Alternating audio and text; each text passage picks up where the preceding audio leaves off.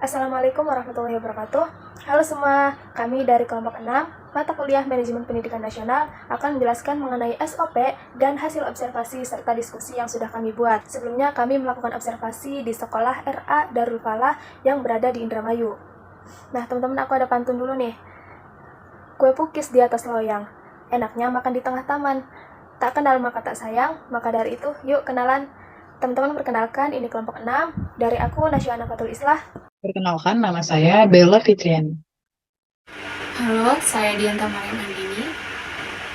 Perkenalkan, nama saya Nafila Rizal Tansani. Namaku Teresia Febri Fibiola. Baik, yang pertama saya akan menjelaskan mengenai pentingnya SOP dalam lembaga pendidikan. SOP atau Standard Operating Procedure atau Prosedur Operasional Standar sangat penting dalam pengelolaan lembaga pendidikan. Berikut saya akan menjelaskan beberapa alasan mengapa SOP penting dalam pengelolaan lembaga pendidikan. Yang pertama, ada konsistensi. SOP memastikan bahwa setiap proses dan kegiatan yang dilakukan lembaga pendidikan dilakukan secara konsisten. Ini membantu menjaga kualitas dan standar yang sama dalam semua aspek pengelolaan lembaga pendidikan, termasuk administrasi, pengajaran, evaluasi, keuangan, dan lain sebagainya. Konsistensi ini memberikan kepastian kepada siswa, orang tua, dan staf bahwa lembaga pendidikan beroperasi dengan cara yang terorganisir dan dapat diandalkan. Lalu yang kedua ada efisiensi. Dengan memiliki SOP yang jelas, setiap anggota staf dan tenaga pengajar tahu persis langkah-langkah yang harus diikuti dalam menjalankan tugas mereka. SOP membantu mengurangi ambiguitas dan mempercepat alur kerja, menghindari kebingungan atau kesalahan yang tidak perlu. Dengan demikian, efisiensi operasional meningkat, waktu dan sumber daya dapat digunakan dengan lebih efektif. Yang ketiga, ada peningkatan kualitas. SOP dapat memberikan panduan yang jelas tentang praktik terbaik dalam pengelolaan lembaga pendidikan.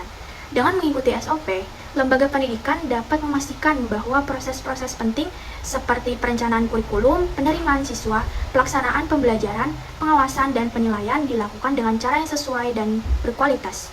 Hal ini berkontribusi pada peningkatan mutu pendidikan yang diberikan dan memberikan manfaat yang lebih besar kepada siswa. Yang keempat, ada koordinasi dan kolaborasi. SOP membantu dalam koordinasi dan kolaborasi antara anggota staf yang berbeda dalam lembaga pendidikan. Dengan memahami proses yang sama, staf dapat saling bekerja sama secara efektif, mempercepat alur kerja, dan mencapai tujuan bersama. Koordinasi yang baik juga mengurangi kemungkinan munculnya konflik atau ketidakjelasan dalam tugas-tugas yang dilakukan. Yang terakhir, ada akuntabilitas. Dalam lembaga pendidikan, SOP juga berperan penting dalam menetapkan tanggung jawab dan akuntabilitas. Dengan memiliki prosedur yang jelas, setiap orang di lembaga pendidikan dapat memahami tanggung jawabnya dan bagaimana melaksanakan tugas-tugasnya. Ini membantu menghindari kesalahan atau kelalaian yang tidak disengaja dan memastikan bahwa semua kegiatan berjalan sesuai dengan kebijakan standar yang ditetapkan.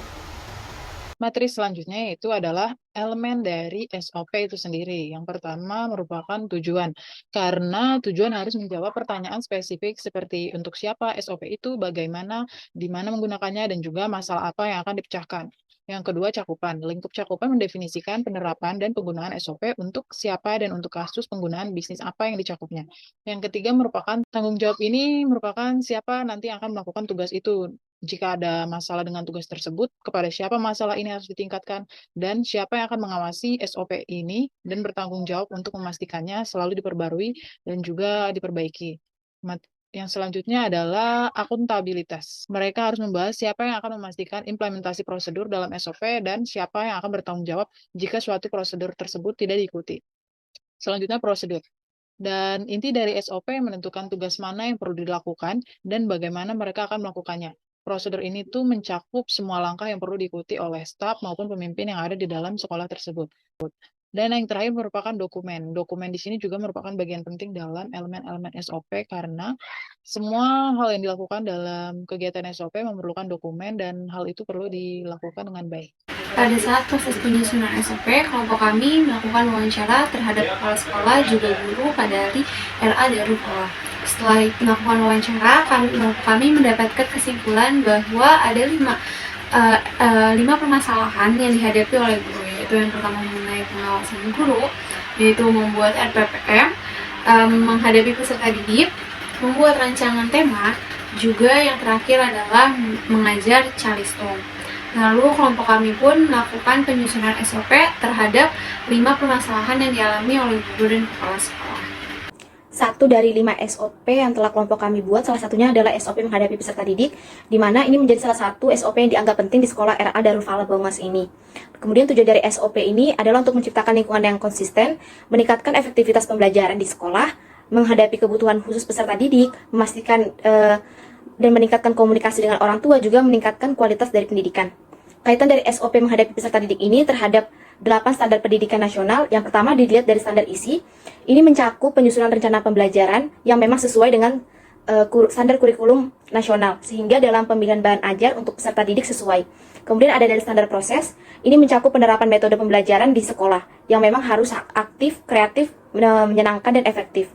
SOP ini kaitannya dengan standar proses, menekankan pentingnya proses pembelajaran yang interaktif, juga menggunakan pendekatan yang memang sesuai dengan kebutuhan peserta didik di RA Darul Falah Baumas ini.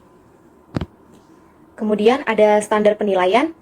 SOP ini mencakup penggunaan teknik pembelajaran yang sesuai dengan usia anak.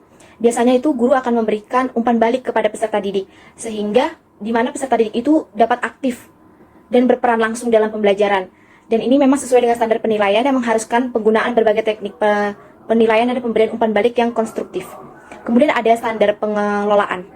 Dalam SOP ini mencakup pengaturan jadwal pembelajaran, pembuatan peraturan kelas, kemudian menciptakan lingkungan belajar yang menarik dan aman. Hal ini sesuai dengan standar pengelolaan yang menekankan pentingnya manajemen yang efisien dan menciptakan lingkungan belajar yang kondusif.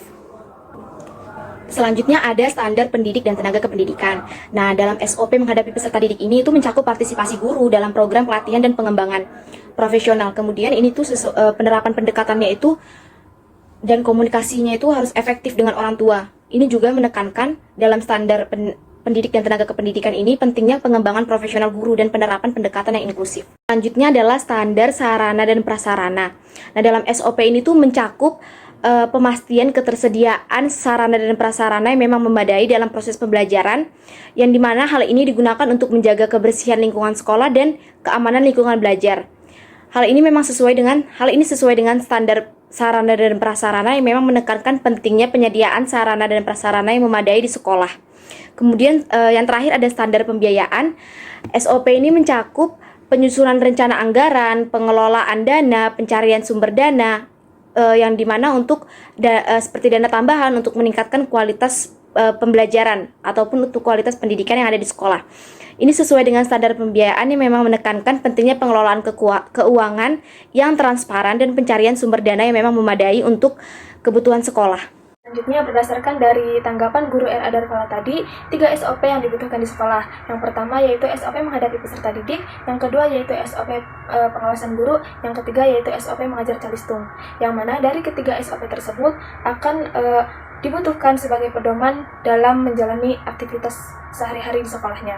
Kemudian, satu SOP yang sangat dibutuhkan di sekolah, yaitu SOP menghadapi peserta didik. Yang tadi sudah dijelaskan, yaitu menghadapi peserta didik adalah menjadi aktivitas sehari-hari sebagai seorang guru. Nah, dengan SOP tersebut akan sangat membantu untuk keefektifan belajarnya.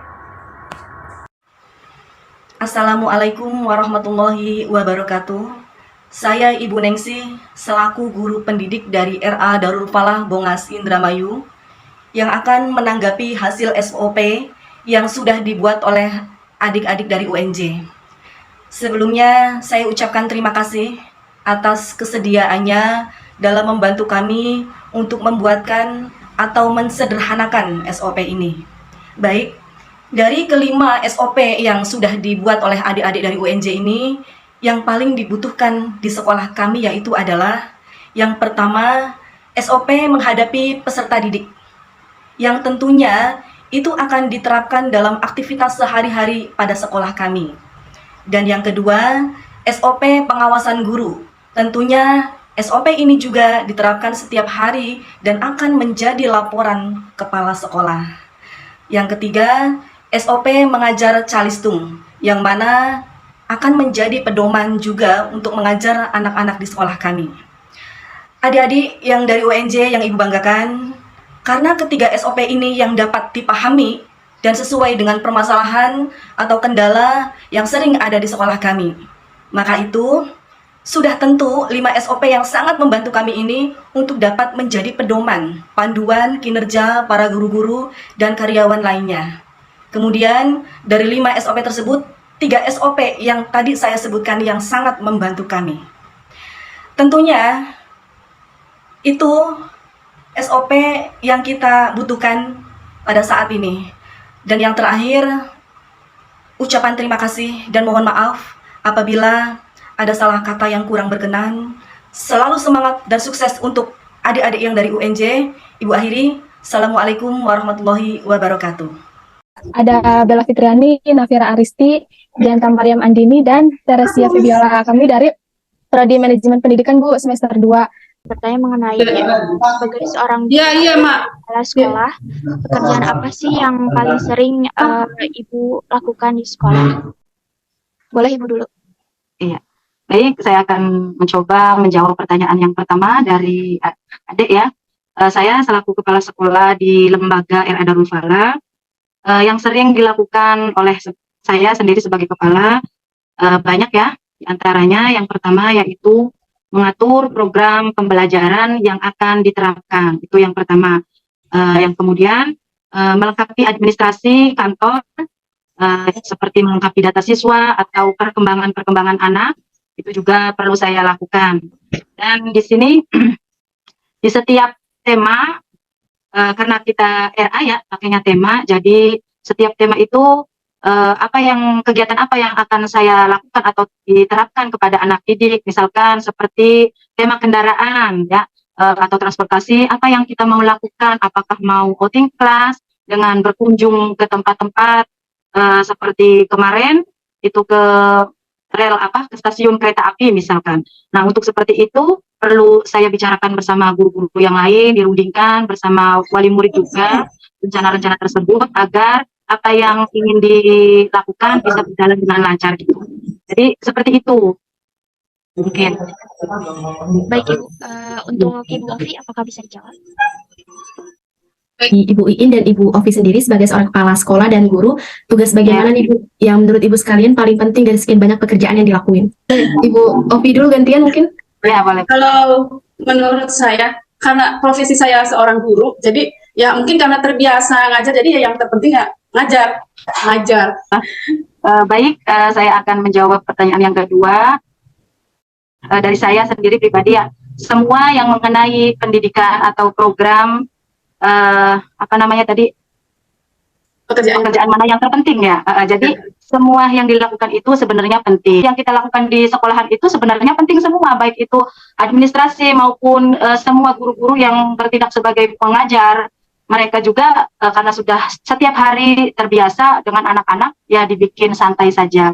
Untuk tadi kan udah ada banyak pekerjaanmu yang udah Ibu lakuin. Nah, dari sekian banyak pekerjaan itu, ada nggak sih Bu kayak kendala-kendala yang sering ditemukan dalam pekerjaan tersebut? Kendalanya Yang dalam mengajar mungkin, terus dalam selain mengajar kan juga pasti Dalam mengajar berarti dalam menghadapi anak-anak ya Bu ya. Iya, itu dulu boleh. Ya, yang itu dulu poinnya ya. Seperti biasa ya Bu ya. Kita menghadapi anak-anak itu karakternya beda-beda. Ada yang pendiam, ada yang aktif, ada yang super aktif gitu ya. Mungkin itu salah satu kendala buat guru RA, guru anak-anak itu menghadapi anak-anak yang aktif Bu. Kita harus benar-benar super sabar banget. Jadi yang kita hadapi itu guru RA itu harus sabar, ikhlas. Kendala yang saya hadapi ini lebih tepatnya ke administrasi ya. Mungkin kalau saya sendiri lebih ke orang tua wali murid. Ya, orang tua wali murid dalam hal masalah keuangan, mungkin itu ya. Yang beda pendapat ya Bu ya. Karena tidak semua wali murid itu berkalangan dari menengah ke atas. Jadi ada sebagian juga dari menengah ke bawah yang mungkin kalau kita sering mengadakan kegiatan, mengeluarkan uang, anggaran. Nah, bagi mereka yang berkalangan dari menengah ke atas tidak masalah, no problem. Mau berapa saja yang dianggarkan dari sekolah itu tidak masalah. Tapi kalau dari ibu-ibu yang maaf ya, dari menengah ke bawah, mungkin itu sedikit jadi masalah. Karena keuangan atau perekonomian orang itu tidak semuanya sama ya. Jadi mungkin itu kendalanya.